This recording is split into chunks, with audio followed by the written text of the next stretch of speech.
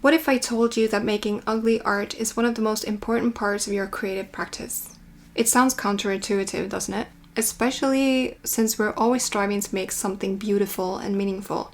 But here's the truth. If you only focus on making good art, you'll limit yourself. You'll hold yourself back from experimentation, from growth, from the possibility of discovering something truly special. So in this video, I want to talk about ugly art, why it's essential, how it helps you grow, and why embracing it could be the breakthrough your creative practice needs. One of the biggest myths about great artists is that they only make great work. The truth is that the best artists, the ones we admire, have made a lot of bad art. I'm pretty sure some of the old masters have made more bad art than you or I will ever make in our lives. Think about it. Every master painter has a huge body of work, even those who are not Picasso.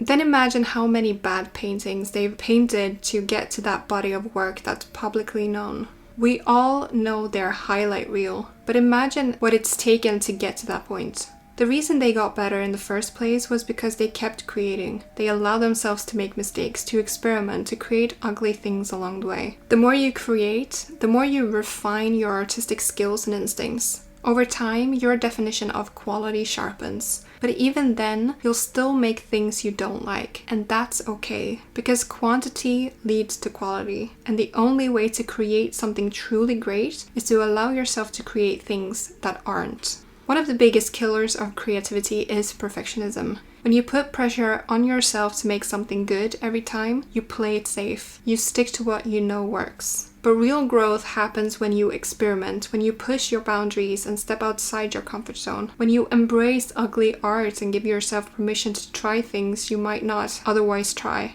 New color stories, weird textures, strange compositions, for example. It takes the pressure off. Suddenly, art becomes play again. And that's where real breakthroughs happen. The more you experiment, the more you discover new techniques, new ideas, new ways of expressing yourself. And ironically, that's what leads to making better art in the long run. Some of the most exciting art comes from what Bob Ross would call happy accidents. Things that weren't planned, that weren't controlled. If you only ever try to make good art, you miss out on these surprises. Maybe you try a brush stroke that feels completely wrong, but suddenly it sparks a new idea. Maybe you mix colors that shouldn't work together, but somehow they do. Maybe you make something you don't like, but later you realize it has a certain energy, vibe, or emotion you want to explore further. The point is, ugly art isn't a wasted effort. It's part of the process. Sometimes it even becomes the foundation of something fascinating or truly incredible.